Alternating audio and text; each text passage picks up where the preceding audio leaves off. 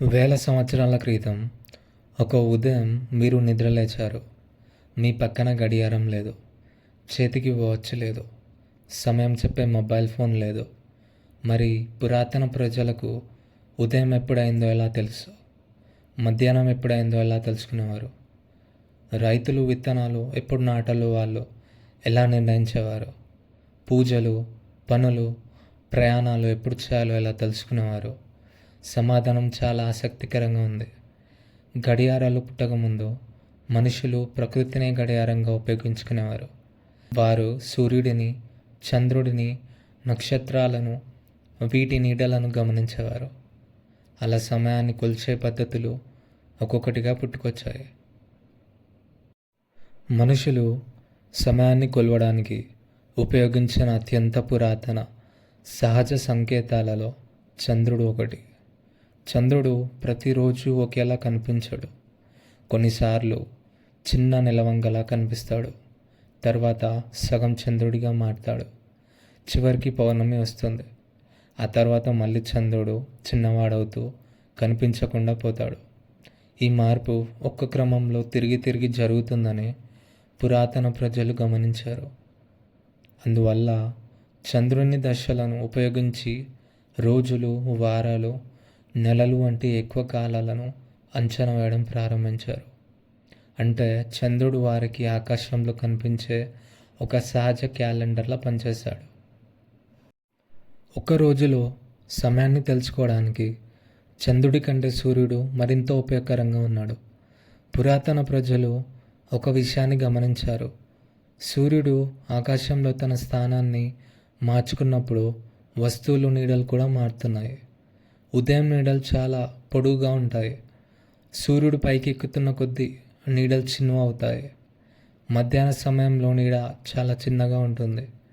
ఆ తర్వాత సాయంత్రం అయినప్పుడు నీడ మళ్ళీ పొడవుగా మారుతుంది. అంటే సూర్యుడి కదలికను, నీడల కదలికను బట్టి వాటిని గమనించడం ద్వారా రోజులో సమయాన్ని అంచనా వేయవచ్చు. ఇదే ఆలోచన తరువాత ఒక అద్భుతమైన పరికరానికి దారితీసింది. సూర్య గడియారం పనిచేసే విధానం చాలా సులభం.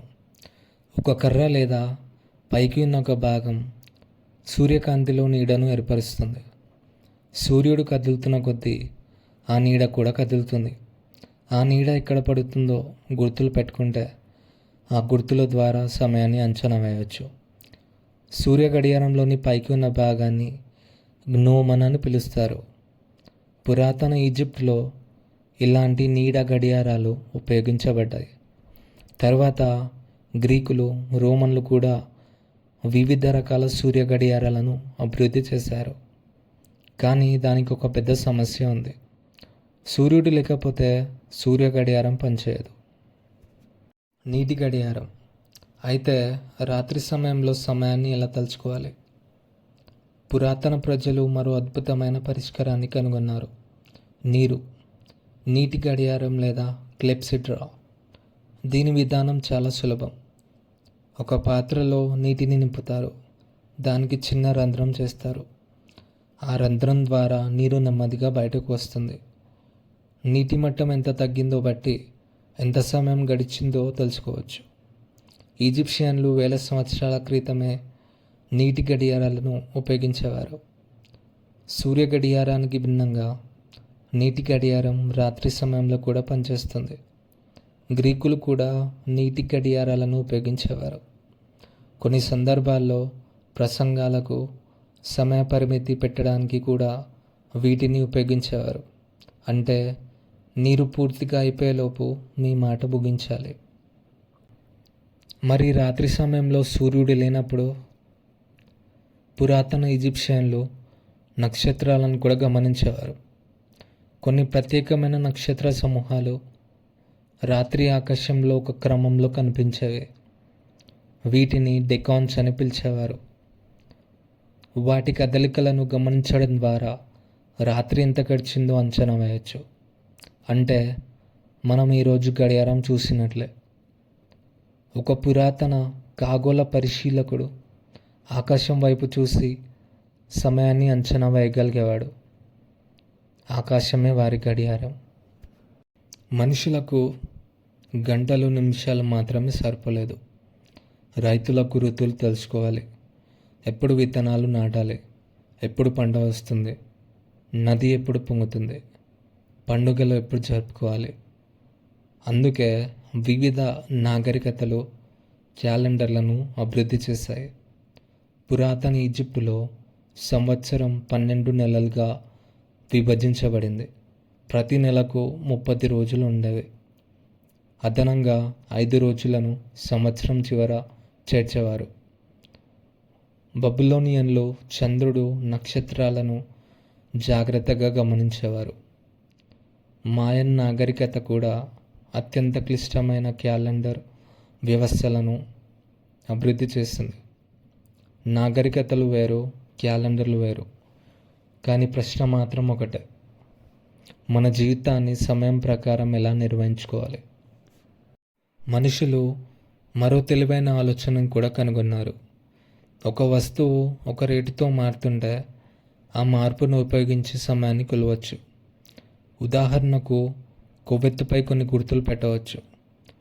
కొవ్వొత్తు కాలిపోతూ కిందికి వస్తున్న కొద్దీ ఎంత సమయం గడిచిందో అంచనా వేయవచ్చు. నూనె దీపాలను కూడా కొన్ని సందర్భాల్లో సమయాన్ని కొలవడానికి ఉపయోగించేవారు. ఆ తరువాత ఇలాంటి ఆలోచనలతో మరొక ప్రసిద్ధ పరికరం వచ్చింది: ఇసుక గడియారం. నీటి బదులు ఇసుకను ఉపయోగిస్తే ఒక గాజు పాత్రలో ఇసుకను నింపి మధ్యలో చిన్న రంధ్రం ఉంచితే గాజును తిప్పినప్పుడు ఇసుక నెమ్మదిగా కింద పడుతుంది. ఇసుక మొత్తం కిందికి చేరినప్పుడు ఒక నిర్దిష్ట సమయం పూర్తయిందని అర్థం. ఇది సులభమైనది, తీసుకెళ్ళడానికి అనుకూలమైనది, సూర్యకాంతి అవసరం లేదు. మనుషులు ఇంతటితో ఆగలేదు. సూర్యుడిపై ఆధారపడని, నీటిపై ఆధారపడని, కొవ్వొత్తి లేదా ఇసుకపై ఆధారపడని ఒక యంత్రాన్ని తయారు చేయాలని కోరుకున్నారు. అలా యంత్రిక గడియారాలు అభివృద్ధి చెందాయి. యూరప్లో 13వ శతాబ్దం చివరలో తొలి యంత్రిక గడియారాలు కనిపించడం ప్రారంభించాయి. తరువాత అవి మరింత అభివృద్ధి చెందాయి. పెద్ద గడియారపు టవర్లు నగరాల్లో కనిపించాయి. వాటి లోపల గేర్లు, బరువులు మరియు సమయాన్ని నియంత్రించే యంత్రాంగాలు ఉండేవి. ఇప్పుడు సమయం కేవలం ప్రకృతిలో కనిపించే విషయం కాదు. మనుషులు దానిని ఒక యంత్రం ద్వారా కొలవడం ప్రారంభించారు. ఇది సమయాన్ని కూడా మార్చేసింది. ప్రార్థనలు, మార్కెట్లు, పనులు, ప్రయాణాలు అన్నీ గడియారం ప్రకారం సమన్వయం కావడం ప్రారంభించాయి. యంత్రిక గడియారం తర్వాత కూడా అభివృద్ధి ఆగలేదు. పెండ్యులం గడియారాలు మరింత ఖచ్చితమైన సమయాన్ని చూపించాయి. గడియారాలు చిన్నవయ్యాయి. మనుషులు వాటిని జేబులో పెట్టుకొని తీసుకెళ్ళడం ప్రారంభించారు. తరువాత చేతికి ధరించే వాచులు వచ్చాయి. ఆ తరువాత డిజిటల్ గడియారాలు వచ్చాయి. చివరికి మన చేతిలోనే ఒక చిన్న కంప్యూటర్ వచ్చింది. ఒక్కసారి ఆలోచించండి. వేల సంవత్సరాల క్రితం మనుషులు చంద్రుణ్ణి చూశారు, సూర్యుని గమనించారు, నీడలను కొలిచేవారు, నీటిని ఉపయోగించేవారు, నక్షత్రాలను పరిశీలించేవారు, క్యాలెండర్లు తయారు చేశారు, కొవ్వొత్తులను కాల్చారు, ఇసుకని ఉపయోగించారు. తర్వాత గేర్లు, బరువులతో యాంత్రిక గడియారాలను నిర్మించారు. కానీ ఈరోజు మనం కేవలం మన ఫోన్ వైపు చూస్తే చాలు, కొన్ని సెకండ్లలో మనకు సమయం తెలుస్తుంది. మనం సమయాన్ని సృష్టించలేదు, దాన్ని కొలిచే మార్గాలను సృష్టించాం. గడియారం లేకుండా మీరు సమయాన్ని ఎలా కొలుస్తారు? మనుషులు సమయాన్ని సృష్టించలేదు, సమయం ఎప్పటి నుంచో ఉంది. మనుషులు చేసింది ఒకటే, దాన్ని కొలిచే మార్గాలను ఒక్కొక్కటిగా అభివృద్ధి చేయడం. చంద్రుడి నుంచి సూర్యుడి వరకు, నీటి నుంచి గేర్ల వరకు, నక్షత్రాల నుండి స్మార్ట్ ఫోన్ వరకు. ఇదే సమయాన్ని కొలిచే మనిషి ప్రయాణం.